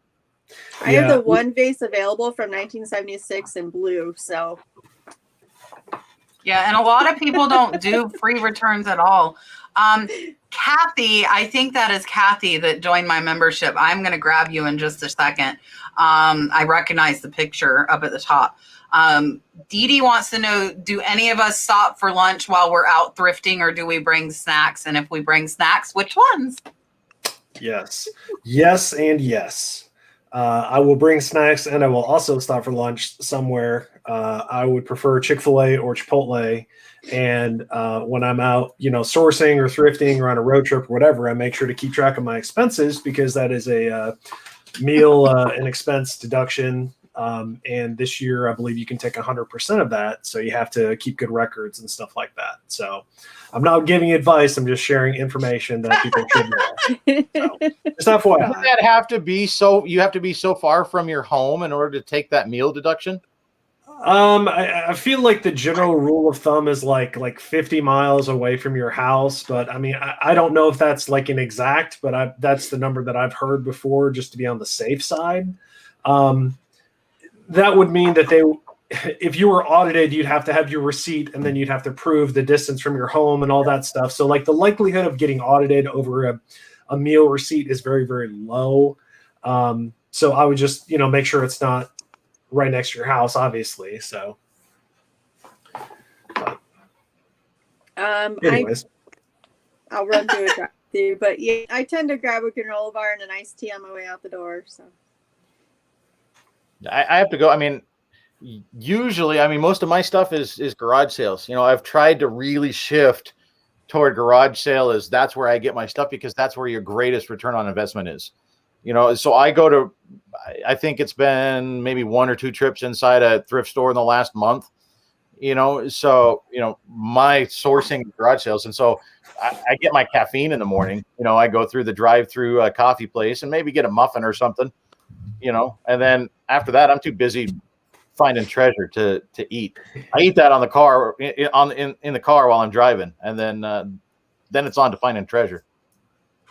I want to say hi. I see Kevin, Commonwealth Picker, in the chat. Thank you for coming in. I was horrible. I will say I started a new weight loss program. I know a lot of people know, and it requires you eat every 2 to 3 hours. So I now will have to bring protein snacks with me. It does not include Chick-fil-A, unfortunately. I think actually Chick-fil-A grilled nuggets are okay. But so that is actually better for me. I'm used to, like, I would get up, not have breakfast, go to 4 thrift stores and not eat. And then I might stop on the way home. But being a nurse, unfortunately, I'm used to that because I will go 12-hour shifts without getting a lunch break. So I try to make sure in nursing that I eat breakfast because I never know what I'm walking into. But now I'm trying to eat every 2 to 3 hours, and I'm just bringing like protein bars. So I missed Tommy's super chat. Tommy sent $5. So I'm going to give Tommy a dolphin. Thank you, Tommy. Super chat. And then just me, Kathy, who has grown like immensely, and I have followed and been friends with since both of us were Wee Tiny channels. I remember. Thank you for joining my channel membership. And we have not seen this dolphin. This is a different dolphin. So here you go. Welcome to the flipping family. Thank you. I appreciate it. And my membership for the lower tier, I do eBay store reviews the first Monday of each month. So that will be coming up the first Monday in September. And then right after that, I am going to visit Jocelyn up in Pennsylvania. So I will be thrifting up in Pennsylvania with the crazy lamp lady and Dagny Flying Pig Thrifts. And I'm going to meet my YouTube BFF Dale Flippin' Fiasco while I'm up there too. So that is coming up in a month, which is amazing because I booked it months ago. Mick Jodo wants to know, besides Lego, what kind of toys do you think do well on eBay? I don't want to tell. Troy, quit going out of order. Behave. Oh, it's okay. We can go backwards, personally, but then we'll all be messed up. Yeah, personally, I think any kind of toys sell well on eBay. I also like that, you can kind of create your own bundles and stuff like that. Like, part of the things with selling on Amazon is like you're kind of restricted to what the listings are. Like if it says like this item is just this one item, but on eBay you could be like, oh, I have 3 action figures of the same kind, or all 4 Ninja Turtles or whatever. So I definitely think you have more variety and a possibility to make better listings on eBay. So I've sold a lot of toys on eBay. So I think just about any of them sell well. That's just me. I'll say if you look at whatever they're advertising on the next kid's YouTube cartoon, that'll give you a good idea. I should pay more attention to Dalton's YouTube. Yes. Yep. What are they advertising? Yeah, you're right. Like, look what's hot on YouTube, what's hot on Netflix and like Prime, like for kids shows and stuff. Like, there's a couple of new shows that are big right now. Like Betty Spaghetti, I think, is one that sells well. The Octonauts is retired. Like, they don't make some of those old toys anymore. Octonauts is like eBay gold. Like, some of the little sets are $100 plus. You can find those at garage sales. But like, as far as new toys, like RA stuff, I think it's look at what are the movies coming out. So look at the movie schedule. What are kids going to be talking about? The Book of Boba Fett is coming out on Disney Plus. So stuff is always pretty good. Yeah. But and then through 2022, actually, I watched a video about it. Almost between Disney Plus and the different shows coming out, it might be every week of 2022. There's a new episode of some kind of Star Wars show. on Disney Plus every single week. So Here, I'll Star make her Wars big. stuff is going to go crazy. Erin says this. That's what Elizabeth asked for at Target yesterday. So that's what's coming. Good night. Kim, hi. Thank you for showing us your toy. Hi. Surprise. Kids are welcome. It's okay. Kids are welcome here.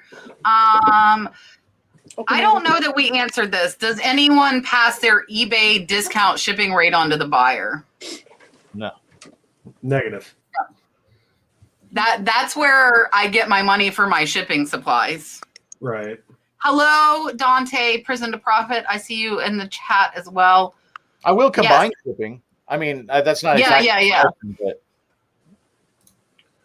Troy listen, he's trying to be like mommy. So what I have done, he has chapstick that is boy chapstick. It's like Transformers chapstick that I'm trying to get him to put clear, but then he gets mad because he sees nothing. And Brad overslept one day and he used the whole tube of mascara and had like black. He's a 3-year-old. He's copying exactly everything that he sees. I mean, and he says everything he hears too. Richard's asking Troy, what is top rated plus? You just get an extra discount like on shipping and stuff, and you get like the little. I think badge, that's the free 30-day returns, though, right? That's what you do to get the plus. Okay. Yeah, and you get like a little badge next to your listing. I don't know how much. I don't think buyers actually even see that really. Like, I don't know that they pay attention to it. I just like the 10% discount. Yeah. Carol, as far as shipping perfume USPS, just to be safe, you can put it inside like a plastic Ziploc bag before you put it in the box. I bubble wrap almost everything. Apparently not enough of my golf clubs. But tape the lid on. That's tape as well. I'm still looking. There's a lot you of have to send it ground. So you're going to do USPS, but you're going to ship it ground. Mm-hmm. Yeah, ground is the Matt, part-time picker, said there's something you can write on first class boxes, but I'm not sure. I just do ground all the time. I for I Eclectic says I have a few items that sold on auction. The buyer never paid. eBay relisted it, but it's still showing up on my sold page. Did eBay charge me for selling it? I don't think so. Like usually you get the notification in your messages that it was, the buyer didn't pay. We've refunded you all related fees or whatever for that sale. Yeah. Plus you should be able to go in and look at your fees that you were charged, like in your invoice, or there's ways to look at your individual charges. So I don't think that you should have been charged for it. No, and I know when a buyer cancels an item or you cancel it, eBay does return those fees to you. Like on managed payments, it'll say like the amount and then it'll say minus fees. So you get X amount back or whatever. Susie, Florida, thank you for joining the membership. I'm going to give you a dollar. Welcome to the flipping family. Where did it go? Somebody asked, what is the flipping family? So I am going to explain my membership really quick. So I have 3 levels of membership. I do 7 extra lives a month that are only for members. So I do a lot behind the scenes that not everybody sees. My $1.99 membership, I do the eBay store reviews 1 time a month. And so once a month I can look. A lot of people don't get them every month because they're still working or they've made improvements. And a lot of people have seen like 20, 30, 50% increase in sales just by small improvements that I like having the experience see, and they don't see stuff as newer sellers. And then the $9.99 is like the absolute funnest one. I source for you. It's fun for me. I get to go shopping for you. So I use your zip code and I go on HiBid and I find stuff for you in your local area. And I know Anonymous, if she's still in here, I found her a ton of stuff, and her husband thought we were crazy because she spent a bunch of money. And then one item sold overnight and paid for the whole lot for $700. So the $9.99, I do sourcing for you, find stuff for you in your area, and I do that every other Saturday night. And then the $19.99 gets all of that stuff I just said. Plus, I go live every Monday while I am in hectic, crazy shipping mode. Like, there's no way I would record that. It is uncensored with me, Dalton, and Brad. So there might be some explicit language because it is live, but it's the busiest shipping day. And then every Monday, they know they can come in and ask me whatever they want if they have specific questions. Plus, they get the sourcing and the eBay store review. Okay. That's my soapbox of my memberships. Old Mom Stuff, you are welcome. That took a lot of editing, and I know it was wobbly because I was recording myself with a camera with a phone like this and trying to show. But I know as experienced sellers, it's very hard for a lot of us to get back into like the new eBay seller mindset. And I know that's what a lot of people need, is that. So if you guys ever want videos on stuff like that, just email me and I will try my best to do it. Some of the stuff only takes 2 or 3 minutes that I get asked, so it doesn't warrant its own video. But if it does, I will do it. I missed this one earlier. To the flipping accountant and the nurse flipper, I follow you both. I bought 3DS games, $80 worth. Will I be able? I'm going to defer this and give it to Justin. Will I be able to open an Amazon account and sell them right away? Yeah. So that question was reposted a couple times, so I just answered it in the chat. But for everyone watching, it's okay. For everyone watching and listening, when you open a new Amazon account, you can only sell in certain categories, and like books, like sporting goods, some home, like kitchen stuff like that. So it's kind of like you have to build up a history of selling products before Amazon will let you unlock new categories, and we call that ungating. Or you can buy from authorized distributors and then submit invoices and get into those new categories. But video games is going to be a locked category when you start selling on Amazon. So you'll have to either wait a while or buy from an authorized distributor. Okay. Metallica Madman, I think we answered this just a little bit ago. So I don't know if you asked this before we answered it. But if it is open, yes, I think you might have to be top rated, but if they give the option, then I would deduct it. But Anonymous, get the item back. Yes, please do not refund until you get your item back. No, somebody last week refunded, and of course the person didn't send it. So yeah, what was it like a jewelry item? Yeah, and if you refund it, then eBay doesn't send them that label either. So eBay doesn't tell them to ship it if you refund it right away. Can you have a business and personal eBay account? Does anybody know the answer to this? I don't know. I think you can. I think you can have multiple eBay accounts. I mean, I know people that have multiple eBay accounts, so I don't see why not. The only thing is I would make sure, like, just preemptively, I'd contact eBay for business and say, hey, I'm going to do this. That way you don't have multiple accounts attached to the same social security number and it looks fishy. Like you're trying, it's probably not a problem, but just me, I would be like, hey, I'm going to do this. Is it okay? Then if something happens, you can go back and say, look, I got permission. I was told this is okay. Just cover yourself. Yeah, I think you can. Like, I have 2 accounts. I don't use the second one. I actually have shut the store down, but I have it if I wanted to use it. And I think that my main one's under a business and the second one's under personal.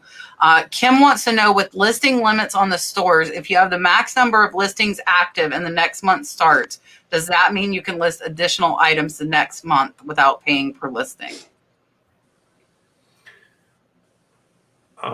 So they mean like a basic store, you have like 250 listings that you get fee free and then you get charged after that, right? So yeah, that's how I understand it. But if it rolls, so Kim, the answer is no, because every 30 days, those 250 listings are 250 brand new listings. So every 30 days, you're charged that listing fee. So if you're going over the 250, you would be charged because it rolls, and every month those 250 get relisted. I don't know if did you already answer this one, Justin? Yep, that's the same question that was reposted a few minutes Oh, ago. I see it. Okay, hold on. We're good. Do any of you get negative feedback for broken items, even though they refund your money, but said it wasn't, even though you refund them, said it wasn't packaged well, so they give you negative feedback? No. It kind of sounds like somebody's like trying to extort you. Like if they're like, oh, well, I'm not happy that this was slightly damaged. You know, I'll be happy if you give me $10 back or whatever, or I'll give you negative feedback. If somebody says something like that, then they're trying to extort you through like feedback manipulation, and you can actually report them to eBay for something like that. So, and they would remove their negative feedback at that point. Right. Justin is correct. I'm pretty sure if you give a refund, you can get a negative removed. It should automatically be removed. I have like 8 or 9 negatives that I've never seen, and I probably don't want to because I refunded. And with being top rated, and I don't know if that's only a top rated like benefit, but if you're top rated, give 30-day refund or free returns. And whenever I give a refund, they cannot leave a negative feedback. And those people that don't ship it in time, and it closes in my favor, they can't leave negative. They can leave a negative, but eBay automatically takes it away. So I'm just one below top rated because I had too many shipments go out late or didn't get scanned. And so I had a gal that left me a negative feedback and then requested a refund. That negative feedback went into hold, so I could see it, but it didn't mess with my 100% positive. And then after that refund or that request to return had closed, then it just completely went away. Like it never showed up. That's good to know. Yeah. Cross House, Sift, and Thrift. What do we use for photo backgrounds? I just have like a clear space in my office that I use for pictures for eBay. So I don't do anything fancy. I'm sure you guys have much fancier setups than me. Nope. I have a box with a big white sheet and the lights. You can buy it on Amazon. Yeah, I started with I didn't start, but I moved to a light box, and then it burned out. And then by using Photo Room, I've never gone back. I'll take pictures of stuff sitting on my kitchen floor, on my counter, on the desk at work. Like seriously, wherever. It doesn't matter. And then use Photo Room or Bazaar. And it is white. Yeah, as long as it doesn't have a weird shadow. Shadows sometimes throw Photo Room off. So if it doesn't have a goofy shadow, if it's got defined edges, the app Photo Room, it will give it a completely white background, unless it's got like if it's plush with the fluffy hair or something weird. But like, I don't know, 97% of the time, Photo Room works perfectly. So I don't really have a setup. It's wherever I am, I take a picture. Mm-hmm.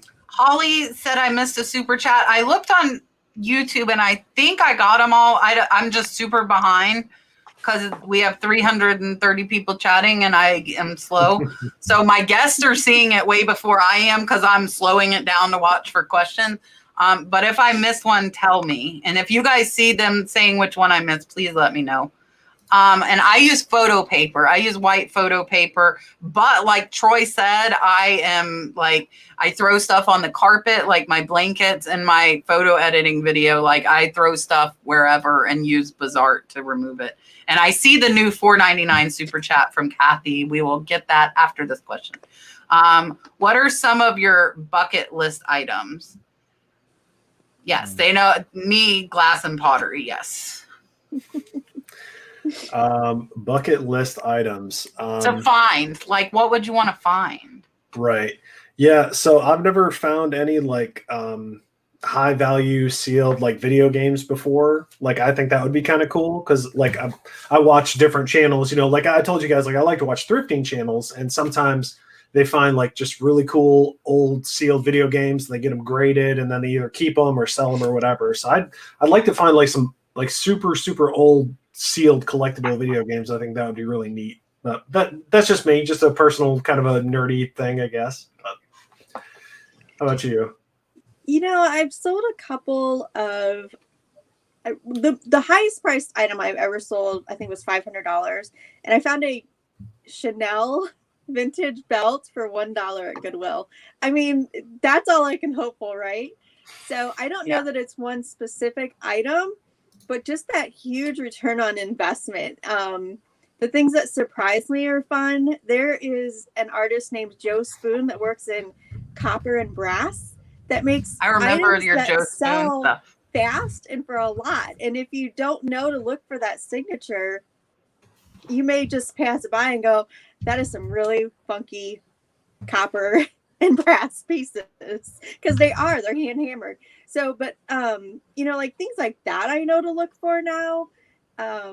I know what vintage Chanel looks like now. So it's just those things that I've sold that I just keep hoping I'm going to find them again. Yeah. Yeah, I don't know if I have. I mean, I guess I'm still waiting to find that really old, like the classic Dungeons and Dragons stuff. I like the old kind of. The nerds are the ones with money, right? So I'm looking for that stuff. But I've noticed, like, in the last couple of years, I've checked off so many. Like just this summer, I've now found vintage Lisa Frank in the wild. So I bought that. I bought and sold Dark Tower. I've checked off from Brian. Actually, I bought the Witch board game that I've always wanted to buy and sell. I like finding those old stuff. Justin, I found your video game. I just sent Dom's still here. I did decide to send that into WADA. I saw Dom here. Sent in. I'm waiting for it to come back and get graded because I'd never done that before. So I've checked that one off. It's fun doing this and checking off those. Hey, I've never found that. Now I can check it off. I almost have like a retroactive bucket list. Like, let's check that off the list now. Right. Yeah. Yeah, I agree. And it's all about I like everything. Like I found some of the coolest stuff like yesterday when I went out with my mom thrifting, just like old vintage cool stuff, I think my bucket list is probably stuff I don't even know, if that may choice that, like you find it, then you're like, oh, I wanted to find that, but I didn't know I wanted to find that. So. Kathy says she just wants to see the cute dolphin again because she's weird. I'm weird too, because I made the cute dolphin with Emily Conway. So here you go. Super chat. Thank you, Kathy. I appreciate it. And I am behind. I'm about 30 minutes behind in the chat. Teacher's treasure chest. Do you wait on high bid until the last hour, or do you bid days before? So I don't know if Justin uses high bid. I know Erin uses high bid. Yeah, I use No, I'm going to go ahead and plead the fifth. So a lot of times I will go through and watch a lot of items, so you can make a watch list on there.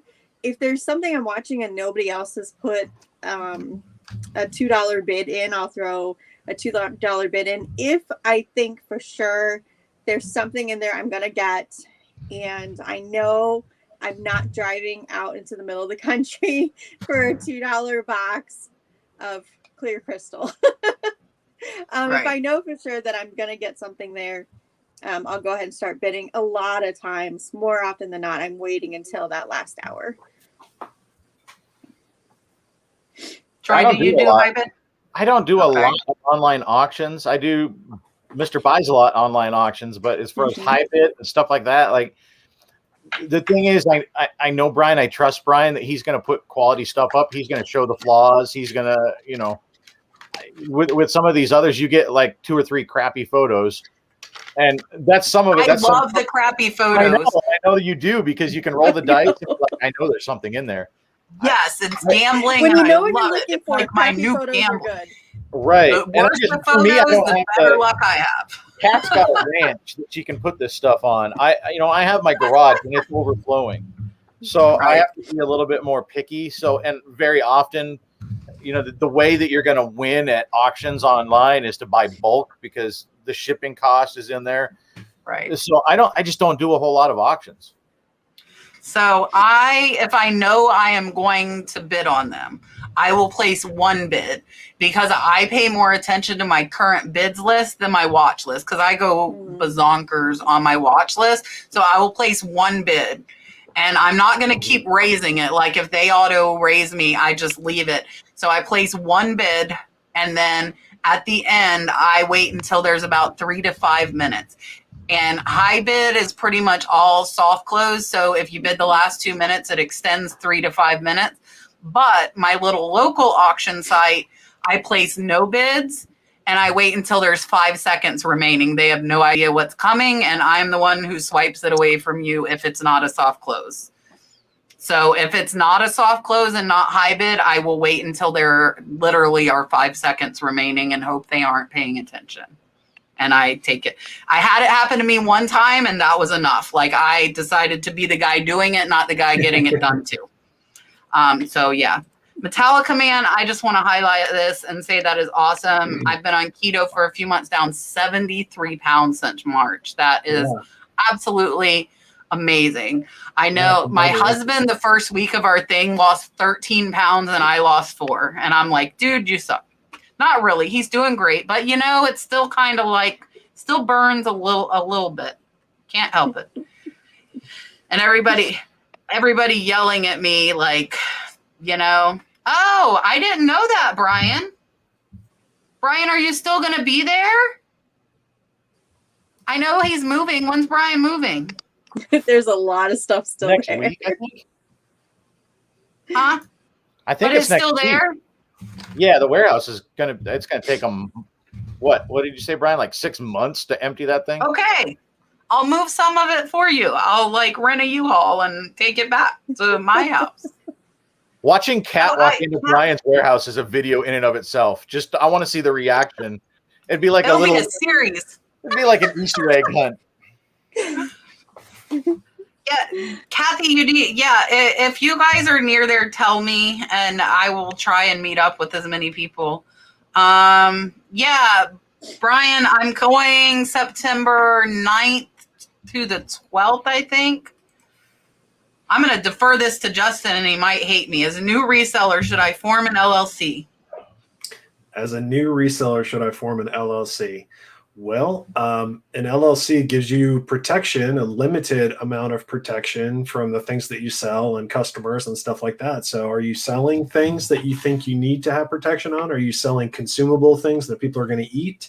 Or are you selling 12 bottles of lotion that somebody's going to put on their skin that they might have a negative reaction? Or are you just selling clothing that, you know, hopefully nobody can hurt themselves with? So an accountant's favorite answer is it depends. So, you know, you're going to have to look into what you're going to be selling and the volume that you're going to be selling and figure out if that's something that you need to protect yourself with. So I have one. Who here has an LLC? Okay, so you got a 50-50 answer there. So I would talk to your own accountant. Find an accountant, talk to them maybe. I think I have a doing business as thing with the state. A DBA. yeah. Sure.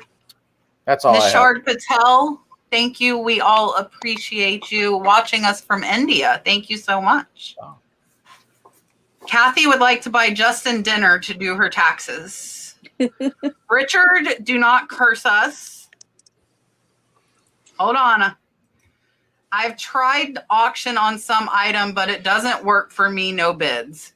I don't know if everybody wants to give an input. I'll get on my soapbox when it's my turn. I'm assuming they're talking about doing an auction on eBay. My guess is, you know, something needs to be improved, whether it's the starting price or whether it's the pictures, the description, something like that. So I feel like you need to review what you're doing and compare it to like sold listings and see what you could be doing better and make some changes. So that's how I would respond. That's how I would do it. So I don't put my items on auction because there's not a high enough demand for them. And even if there was a little bit of interest, I think I would rather set the price that I want and maybe sometimes accept an offer. So I don't put anything on auction because I probably wouldn't have any bids either. Let's go with that. Yeah. Yeah. You have to be, I think, on eBay really careful with what you put on auction it's got to be something that's low supply and high demand. I picked up a vintage Bigfoot scale model this weekend. Still new it's opened, but all the pieces are sealed in plastic inside. There are not very many of those around. I mean, and so I put that to auction. I started it. I do it differently. That one I actually did start, I think, at $39.99, but I've started 99-cent auctions. I auctioned off my Dark Tower starting at 99 cents because I knew that that's one that's going to sell and I don't have to worry about it. And the low auction is going to bring in activity and it's going to feed itself. And more people get invested when they start like, no, that's mine. And that's mine. And they keep bidding. But Bigfoot now, like 2 days after listing, is up to like $80 or $81. Okay. You know, so there are some items, but then I've had others that I thought, oh, this will do well, and doesn't get a single bid. So sometimes it's just luck of the draw. But I did have one guy contact me on that. He sent me a message and said, do you have a buy it now price? And I said, no, it's rare. I'm just going to let it roll. And he said, okay, well, I'm a buyer, not a bidder. I don't have time to watch auctions, so I just buy things. There are a lot of people like that. When they search, they just search for buy it now. So yeah, I think most of the auction mentality on eBay has passed. I think I do 95% buy it now. And like Troy said, if it's rare or something in high demand, I'm going to auction it. Most of your items are not going to sell in 7 days, which is probably why you're not getting any bids. You are going to have to wait for the right buyer to come along. So you should research, find your price that it should sell for and list it. If you want to take best offer, if you're willing to take a little less, put best offer on it. But I think probably 90 to 95% of items are better off on buy it now because they might sell tomorrow. You know, like Troy saying, like that guy might have bought it. And I know Dale with her pink puppy had $200 and $300 offers, wanting her to shut down her her auction because she knew she had something rare. So if you have something rare that people really want, put it on auction. Otherwise, I think you're better with buy it now. We are going to answer this one, and then we're going to go into quick fire, and we have 30 minutes to get through of chat. So, or we can start it with this one. Do any of you sell on Bonanza? Any tips or tricks to get started there? No. Okay, go. No, Nope. I do not either. No. I didn't have the next question ready. Bad chat. I thought this was quick fire. Let's go. Oh, we already did that. We did That was really quick. Look at Richard, quick fire. He knows how far behind I am in chat. Good job, Richard. Oh, look. Can you use Photo Room and Bazaar on a laptop or only on your phone? I don't know. I've only tried it on my phone. I don't know. You can use Photo Room on the computer. I think I saw Dominic, Primetime Treasure Hunter, show it. Bazaar is only on the phone. I do know it's on both Android and Apple, though. Yeah, it was only iPhone. Photo Room was only iPhone, but now it's not. Bazaar, I'll go ahead and answer this for everybody. Bazaar blows away eBay's background remover. That if you watch my video that I just did that was like really long, but it's very thorough on using Bazaar because that is the one that I use. Comps on, I found 800 vintage John Deere slides from a convention in 1970. I have no idea what to ask. It's pretty much one of a kind. Okay. I actually already gave my answer in the chat, but I'll go ahead and repeat it. I would list it. Yeah, I would list it high and then put or best offer because, you can start it high and then people can send you an offer somewhere in between. But if you start it low, it's not going to go up from there. So that's how I would do it. I would do buy it now, list it high, or best offer. And you're going to look at other tractors that have sold on slides. You're going to look at other slides that have sold of different farm equipment. You're going to pull prices from one of those. How often are they selling? You're going to use other web pages. You're going to use Google, PicClicks, WorthPoint, whatever you have to research when was the last time one of those sold, because eBay is only going back 90 days. If you get into their Terror Peak, it's only going back a year. So Google is going to be your friend on that one. Yeah, check Terror Peak, check WorthPoint, and price high. If you can't find any somewhere, price high, price like a stupid price, and just wait for somebody to throw you a number and then feel it out. Is it worth it? Yeah. I don't sell figurines, so hopefully one of you can answer this. Several vintage new old stock action fixtures not graded because it's not worth it. eBay says to leave them and the item specifics needed. Any tip on how to put it? I guess I don't understand the error. It says eBay says to leave them in the item specifics needed. I'm not sure what that means.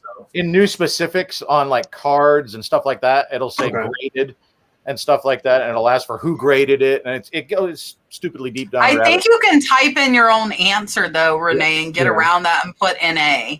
On desktop, you can type in, and I'm obnoxious. Like if it says like on shoes, what's the upper material made out of? I type shoes. Like I put like nothing to actually help eBay's catalog. That sounds accurate to me. Your own information. Susie, if you look down in the description, I have an Amazon store, which is not really like my stuff. It's the stuff that I use and recommend. And I have 2 different photo boxes in there, a small one for like jewelry and things, and a 24-inch one that I used before I moved into the shed. Mrs. Betty's Attic Antiques. Do any of you you have USPS pick up your shipping, or do you always take it to the post office? I live in a city. It might be different if I was in a rural area. Yeah, I just have them pick packages up outside my house. Like I'll put a note in my mailbox and I'll say like packages by the front door, and they just pick it up when they're dropping off my mail. So that's just how I do it.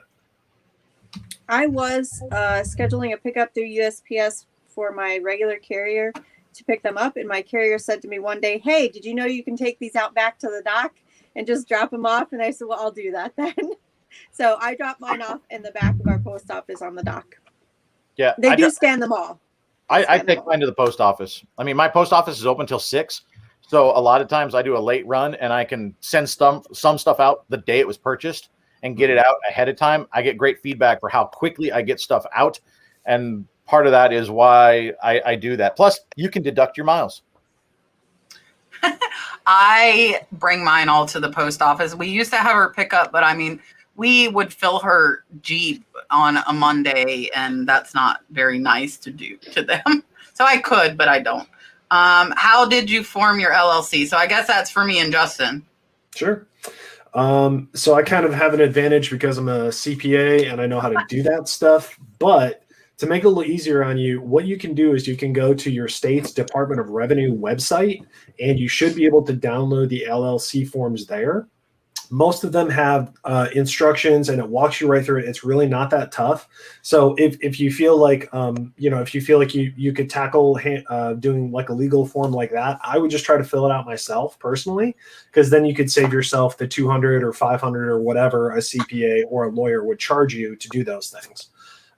Or if you read through the whole thing and you're like, you know what, this just isn't for me, then it would be worth hiring somebody. But I think that most people are capable of filling out the forms themselves. So that's personal preference. I am not capable of filling it. I mean, I probably am. I don't want to. I paid my CPA to do my LLC is what I did. And I'm sure I feel like a CPA would be cheaper than an attorney to do it. Mm-hmm. When using the offer option, why do we have to you are doing something wrong. I'll answer this real quick. You can click a box that says minimum amount. You don't have to click that. If you click it, it's going to make you put a minimum amount. But if you don't click the box that says like, do not accept offers below, then you should not have that issue. Thank you, Richard. I appreciate that, my friend. Look at Richard. Richard's on the ball tonight. Thank you, Richard. Oh, I think I got to the end of the chat. Richard. Listen, I haven't even heard from my accountant in 3 months, and I don't care because I know he's doing what he needs to, and I want him to leave me alone. He's not like, go away. I hope he likes me for that reason too. Like, I'm like, he takes his money out, so I assume he's doing his job if he takes his money out of my account, and we're fine. I'll talk to him in December when I need to talk about taxes and see if I need to buy more things to offset my earnings. Okay. These are the last ones. Let's see. Oh, we answered this last week. We haven't answered this week. That's all up to you. You're going to save on your, like if you're buying from auctions and stuff, you won't have to pay sales tax because you're reselling. But like, Justin, do you use yours at Walmart? Do you have it on file? I do. I actually have a tax exempt card that I bring to Walmart. So when I buy all my stuff, before I do my transaction, I hand them my tax exempt But card. it's good for all Walmarts? It is good for all the Walmarts in my state. So Okay. if I want to get a card for another state, I have to bring my tax ID number to another state and get another card. Okay, cool. Yeah, so you don't have to, but it's going to save you money from paying taxes on items that are then eBay's going to collect taxes on. Or you just live in a state with no taxes and you don't have to worry about it. Sure. Florida has no state no state income tax, which is beautiful. It's not against eBay's rules, but you better be able to have a tracking number, because if you can't prove it got to your buyer, then you're going to be in trouble. Mm-hmm. I believe that we got this is the last question. No more questions. You missed one too. I saw one. What did I miss? I don't know. There was one up there. Yeah, now they're just trying to slide them in under the wire. They're like, "What? We're I done? know. No, we have more questions." Well, Richard is egging them on at 9:59 p.m. even though I love him. Oh no, it wasn't a question. I for Eclectic just responded about clicking the box. Yeah, I don't select a minimum offer because hiding is putting a good reason not to form an LLC in California. Sorry, Troy. No, you're good. You're good. Your show. If you have an LLC, do you need to charge your buyer's tax? You need to charge your buyer's tax if you're selling anything legally, whether you have a sales thing or not, and you can't report them. The nice thing is eBay, I think, is up to 40 states now. I don't know if anybody knows. It just started for Florida, and I am so happy because that was what my accountant hated. He had to go county by county in Florida and find my sales and report them for each county. And eBay collects sales tax now for 40 states. So you do not have to. And Poshmark and Mercari also are collecting that sales tax as well. So my accountant now has not much to do. So I should talk to him about lowering my fee. Yeah. That was like, seriously, that was probably 75% of like the monthly thing for me was my state taxes or sales taxes. See, here in Florida, I think it's only like $100 a year. Like 1,000's pretty high. Like, I don't think I would have an LLC if I had to pay $1,000 where I'm at right now. Do you know how much are you paying annually where you're at in Alabama, Justin? Not much. Not much. Like I think the most expensive part was like actually forming it and doing the initial paperwork. But now I just do like an annual refile. So I think it's like $80 or $100 or something. Like it's not much. But yeah, that's 1,000's high. Yeah, that seems kind of high. I don't know if that's accurate. I don't know much about California's tax laws, but that does seem kind of high. If you use tax exempt, do you claim that on taxes? So I'm trying. Let me think of the best way to answer this. So if I go to Walmart and I spend $1,000 and I use my tax exempt card, that means that I'm not going to pay the 9% Alabama state tax. So instead of it being $1,090, it's just going to be $1,000. Now, when I sell those products on eBay or Amazon or wherever, those platforms are going to collect the sales tax and then remit it to where it needs to go. So basically what I'm doing is I'm just passing the collection of tax burden to the platform, because the way that tax laws are written is they only want to charge taxes to the final buyer, like the end buyer. So basically I'm just the middleman because I'm buying it to resell. And that's why you're essentially avoiding the tax, but it's being passed along to somebody else. So I think you need to differentiate between sales tax and income tax, because that's sales tax that you're talking about now. And it sounds like he's asking about income taxes. So, but for income tax, Justin can tell me if I'm right. So if he spent $1,000 and then he decided to keep $100 of it At that point, he would have to claim that $100 and pay the sales tax on it himself, right? Right. So the thing is, when you have a tax exempt certificate or a card or anything like that, you actually have to certify that you're buying these items for resale. And then if it changes to like they're not being there for resale, then you're going to have to pay tax on it because then you're the end buyer. Does that make sense? Right. Yeah. Okay, Justin's going to answer this, and then we're going to tell everybody bye. Mark, I have not, let me just say, hi, Mark. Thank you for being here. I don't think I've said hi to Mark tonight. Melena wants to know what part of Alabama, and then I will let everybody say goodbye now that we have everybody here. Stay here. We have 300 people still in chat, and wow, you can hear everybody. That's pretty awesome. I'm in the northern part of Alabama, and that's about as specific as I like to get. I'm going to go backwards. I'm going to let Justin tell you bye. I want to say thank you to Troy for co-hosting for me on very short notice. I appreciate it. And Justin and Erin, thank you both for coming on. I really appreciate it. Here is Justin to give a little blurb about himself. Oh, so I have to talk about myself? Oh, you have to say, you don't have to. You can talk about Troy if you want. Okay. Well, Troy seems like a pretty cool guy. He's got a cool beard. I like his hat. He's found my sealed video games, which I'm very, very jealous of. So congratulations, Troy. Thank you, Kat, for having me on the show. I do appreciate it. I've been watching your channel for a long time. So when you invited me to come on, I was like, oh, that'll be fun. Erin, thanks for hanging with us. I know you can't see her, but she's over there, guys. You'll see her again. So yeah, I had a great time hanging with you guys. Thanks for having me here.